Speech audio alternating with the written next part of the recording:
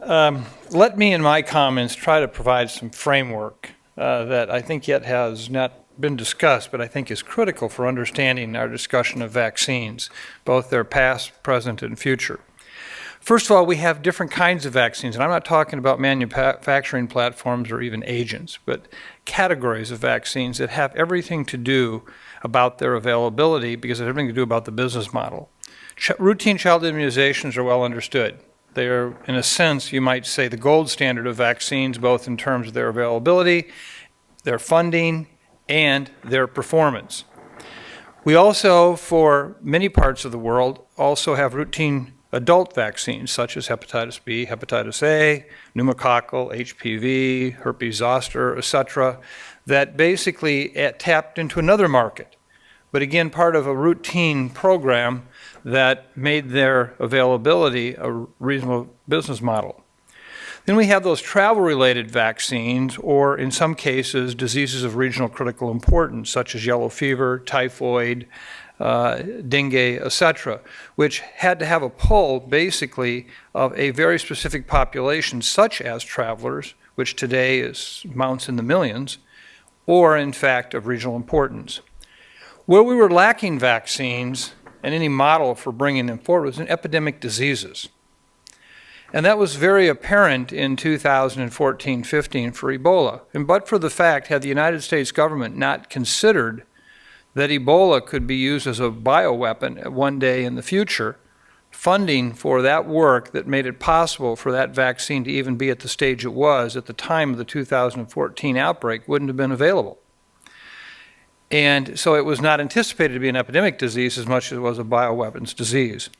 So what happened, though, was following the 2014-15 Ebola outbreak, it became very apparent to the world that we were broken when it comes to the issue of epidemic disease vaccinations.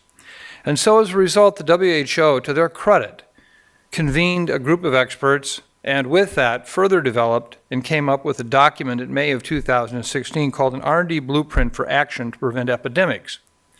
And it was actually a large vision to say, what is it that we need to do to have vaccines such as Ebola be available?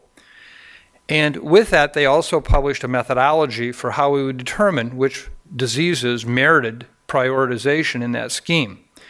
The diseases, there were 8 of them: Crimean Congo hemorrhagic fever, MERS, Zika, Ebola Marburg, Nipah, Lassa, Rift Valley fever, and one called Disease X, which was what is the yet unexpected disease that we might need to gear up for very quickly that we don't even know the agent is today. Well, I come to you today with some kind of unique view on this because our center, the Center for Infectious Research and Policy, was tasked by WHO, along with the Wellcome Trust, to actually develop roadmap documents for Ebola, Marburg, Nipah, Lassa vaccine, therapeutics, and diagnostics. And I have spent the better part of my last 18 months in hundreds and hundreds and hundreds of hours, along with our team, working through these R&D roadmaps.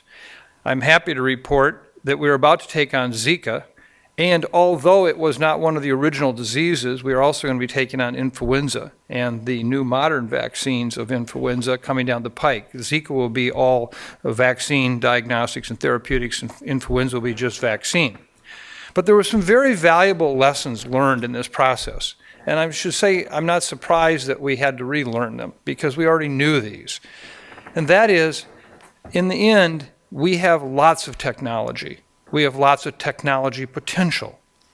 What we don't have is a business model.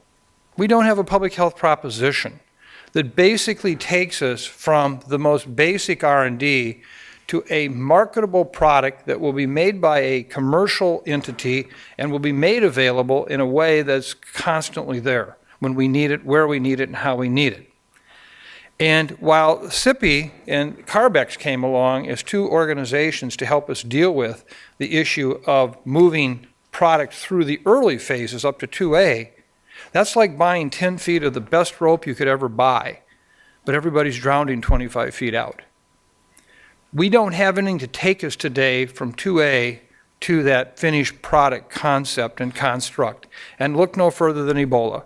It's a classic example. So today I think we have to talk about, we focus a lot on the science and technology because that's where we're comfortable, But frankly, it's about the business model. It's about the public health proposition that makes it possible to have these vaccines be available when we need them, because there is a reputable and authoritative private sector company that's making them in a way that makes it available for us and it makes money for them.